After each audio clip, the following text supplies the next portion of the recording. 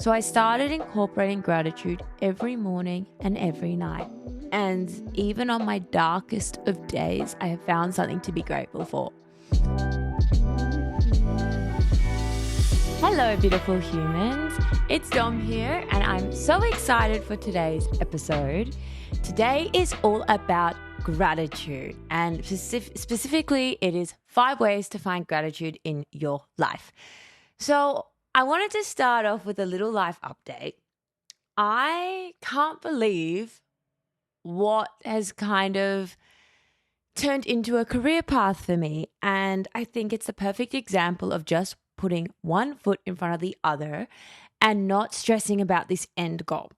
So I have recently been hired as a gratitude coach. And 6 years ago, if you said to me that this would be what I would be doing for work, I would have thought you are insane. I was just not into mindfulness, not that into wellness. So, really, your life can truly change in a short amount of time. So, recently, I've been getting hired by brands to speak at events. And you may know I've been hosting my own workshops and events, which has been so incredible to meet the community. I've got a few more coming up, so make sure you're following Self Dom to see. But yeah, these brands have seen that, and now it's turned into a different job for me, which is just crazy. So I'm so grateful for all the support, and I hope that this encourages you to just give it a shot. If you love something, put it out there for the universe, and if it's meant to happen, it will. I just seriously can't believe it. I have to pinch myself that I'm getting these opportunities from creating and just sharing something I'm so passionate about. So, before I dive into 5 ways I find gratitude in my life, I wanted to talk a little bit about my own story and why gratitude is so important to me. So, I was scouted as a model when I was 15 years old at Bondi Beach. And once that all happened and that crazy life started, the negative self talk was intense. I went on every fad diet under the sun. I remember doing the lemon detox diet. I remember cutting out carbs. I went vegan. I did everything. And it became a really bad cycle for me. I remember every time I would look in the mirror, I would touch my stomach, I would look at my nose and critique everything. And slowly but surely, I ended up hitting my rock bottom. I remember throughout that journey to get to that pinnacle point, there was moments where I should have been stopped in the tracks. I remember when I was at school, the girls would speak to the counselor and say, Dom needs help, Dom's not okay. I would see her and thought they were all, I just thought they didn't understand what it meant to be a model. And that head noise that I was talking about led me to adopt some really bad habits, which included red wine, sleeping pills at night, and then to make up for it in the morning, I would have a triple shot coffee. And this really was my life. This really was my cycle. I was focusing on only the exterior. I did not care about what I was putting in my body. I just needed to get through every day. And I remember all the time just thinking about food and when my next meal was, what I would eat. It was so consuming. And when I turned 21, where I hit this rock bottom moment, was I went into the agency. They called me in for a meeting and they said to me, you're being put off all your jobs until you sort your shit out, really. Like they said, you're too skinny and you don't look well. Clients don't want to book you. My whole identity was wrapped around being a model and being skinny. I want to mention as well that I've been modeling for a while and there was no positive influences back then. I would look at the Kate Mosses and think back to her famous quote that nothing tastes as good as skinny feel. This is what was in my head at all times. So when I hit that rock bottom, my identity crashed. I wasn't working. It was kind of going around in the circle that this was happening and it was debilitating for me. And I remember thinking, I need to go on medication. My anxiety, it's crippling. And I called my best friend, Sash. And I just said, I really don't know what to do. I'd lost my identity. I feel like I had lost my friends. I couldn't really look at myself in the mirror. Being told I had to put on weight is super triggering, because my whole, however many years, 6-7 years of being a model was all about restricting. And now I was being told I had to eat more. It really played a toll. So my best friend, I consolidated in her, and she said, why don't you write your thoughts down? Like, why don't you get it onto paper? And I thought, that is not going to help. I am so far gone. But I took her advice and I wrote on paper my thoughts that night. And yes, I still had to have the red wine and sleeping pills, but I felt a tiny micro shift. And that micro shift led me to continue doing it. And that was just writing thoughts and 3 things I was grateful for. That little gratitude practice led to a shift in my life. I slowly but surely stopped having red wine and sleeping pills at night. I quit coffee and I started focusing on the mind. I had this penny drop moment where I realized I had done it wrong. You have to focus on the mind first. Once I started incorporating gratitude into my life, things just started happening for me. I was booking better jobs. I got the opportunity to travel. I felt alive and connected. I remember having such dark thoughts during that time. I remember thinking, how am I ever going to have kids? I can't go a day without drinking. It was debilitating, and gratitude really saved me on my darkest of days. And that's why I'm so passionate about encouraging people to incorporate this routine that takes a few minutes. The biggest thing that I realized was gratitude is a choice.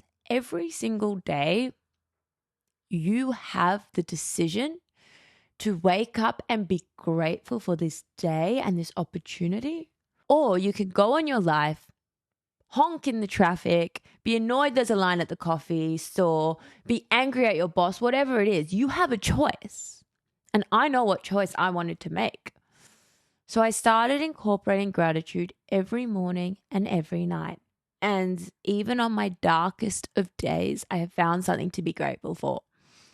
Even when I found out my mum had cancer, there was still something to be grateful for. Even when I went through a tough breakup, I still found something to be grateful for.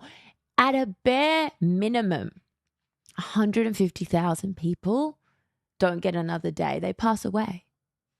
The fact that you got up today is something to be grateful for. And I think it's good to acknowledge that at first, your gratitude might be a little bit more surface level. But as you delve more into it, you find more things to be grateful for, and you become more specific about people, moments in the day, whatever it is, they become more specific. And that's when the magic truly happens. So that's my story with gratitude. And as I said at the start of this episode, I've now started becoming a gratitude coach. So it's just about finding that little bit of purpose, little bit of passion, and rolling with it. And yeah, I just feel immense gratitude that I found this practice when I was at rock bottom. It saved me from going on medication, which is completely fine. And I know has a really incredible role for some people, but gratitude has been the single most effective wellness tool in my toolkit.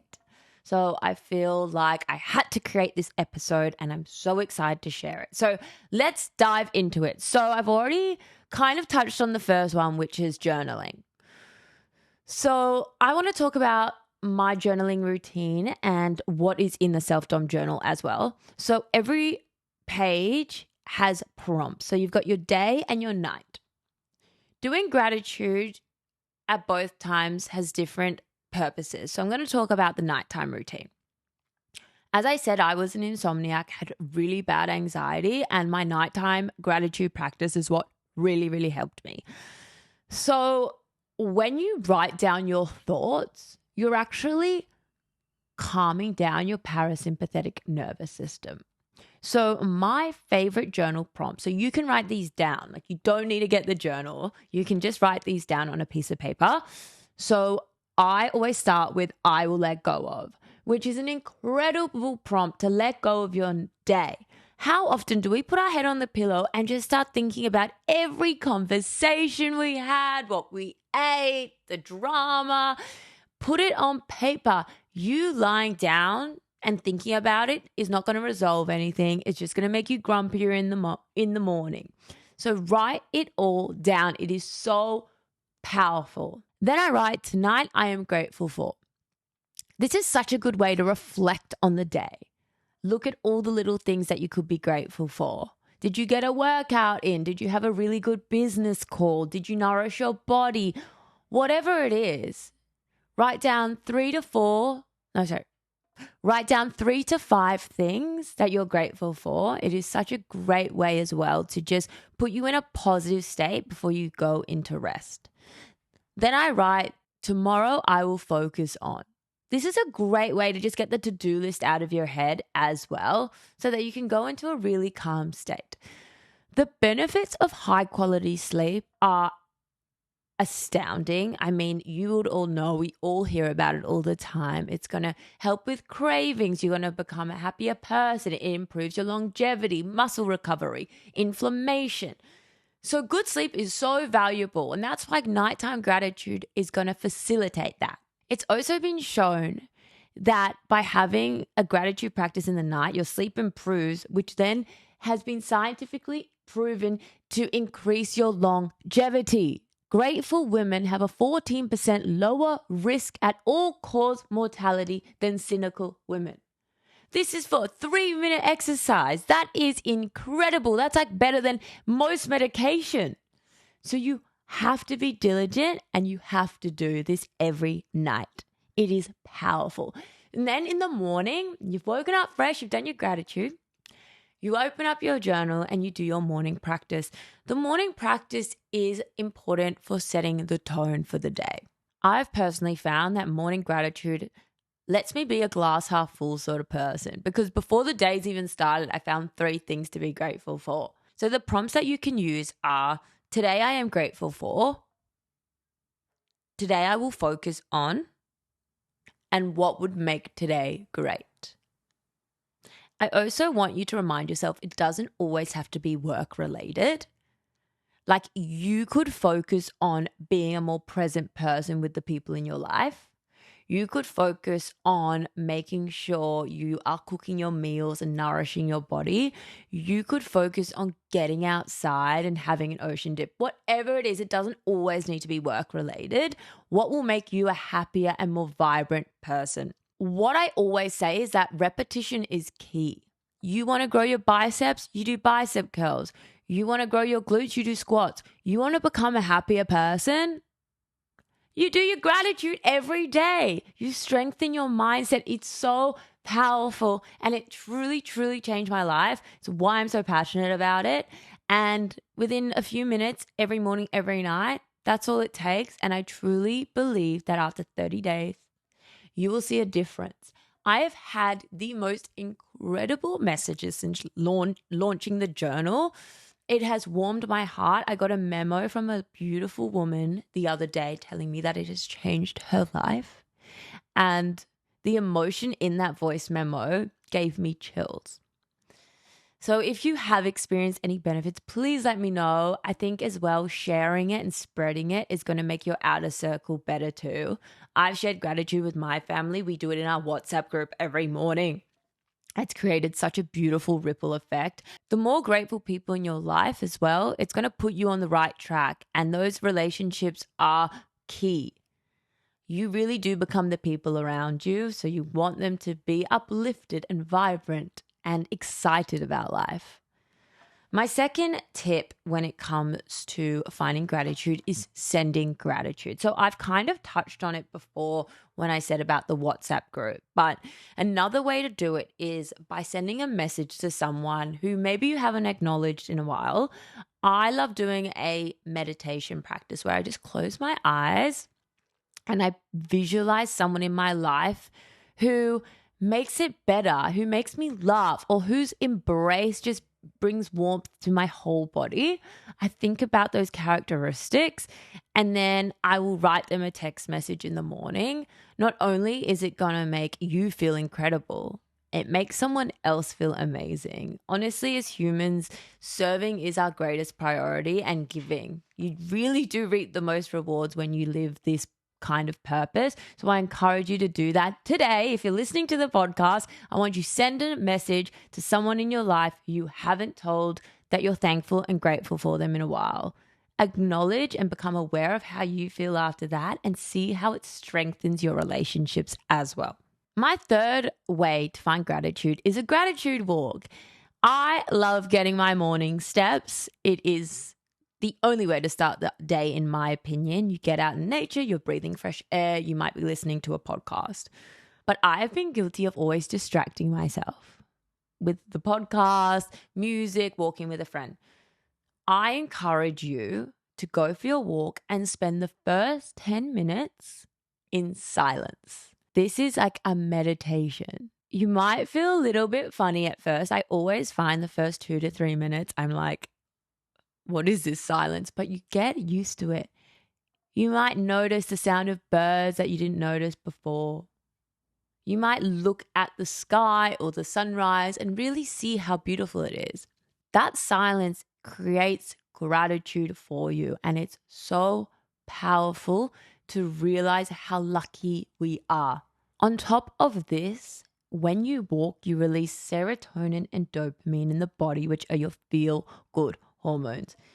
So this all combined is going to leave you feeling incredible. And I only say 10 minutes. But if you're loving the effects, add another 5.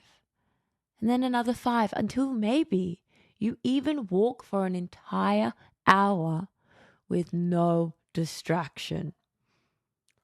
That is a challenge, but if you commit to it, you will see such a shift in your mindset. My fourth tip to find gratitude is mindful eating. We are all in this crazy hustle and bustle of life, I understand, but I think we all just rush through God's gifts. And I'm not religious, but to have a plate of food in front of you, we didn't have to hunt and gather to get it. It's just there. That's incredible. And so many of us don't think about it. We just scoff our food and carry on with work. Mindful eating is a really powerful practice. You might want to get some affirmation cards and read a quote before you start eating. This can really help you just ground, or even just taking a few deep breaths before you eat your food. I think acknowledging that you've got a plate of food, nourishment, and eating it slowly is a really, really powerful way to become more grateful. And I don't think it's realistic to always eat like this, you know? So many of us have to eat on the go. I know, but maybe even try one meal a day. Gratitude has been scientifically proven to reduce overeating because of this gratefulness it gives you. So if you do your gratitude journaling in the morning, you will naturally become a more mindful eater. I really do guarantee that. I find on the days that I mindfully eat without a distraction, because I'm guilty. I love watching YouTube videos. Like I love Sunny Vlot or Sammy Clark's like Day in a Life. I'm obsessed. And I'm like, that's really positive content to be absorbing. But I finish my meal in 5 seconds and I look at the bowl, it's empty and I'm still hungry. But on the days I mindfully eat, I'm eating and I've still got like a quarter of the plate there and I'm full. You really notice your hunger cues, you notice each mouthful, you notice the taste. It's just always about slowing down. Something I always hone in about, that sometimes slowing down will really get you further. My fifth tip to find more gratitude in your life is doing a social media cleanup. So I know a lot of these gratitude practices are about removing distractions, but I'm aware that it's 2024, we're all on our phone.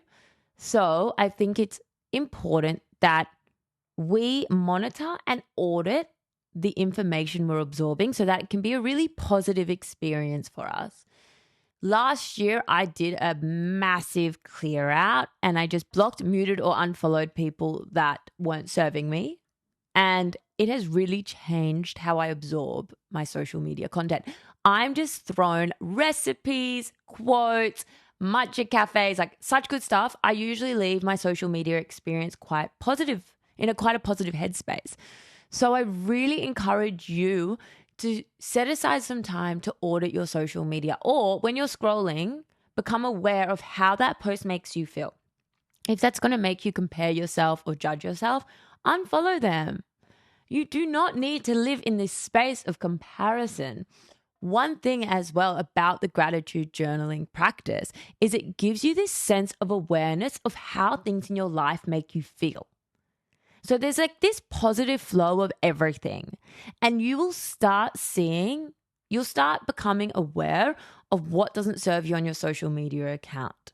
You are in control of it. That's the best part about it. We cannot be slaves to social media. We can work with it and make it an amazing, empowering experience. So these are 5 ways you can find gratitude in your life. Again, the main thing I'm trying to convey is that gratitude is a choice. You have the choice to be thankful and a glass half full individual. I really hope this episode encourages you to pick up 1 or 2 of these practices or all 5 of them and see the differences in your life. I would love to see what gratitude practices you're incorporating into your daily routine. Make sure to tag self-dom so I can see it, and I will see you on the next episode.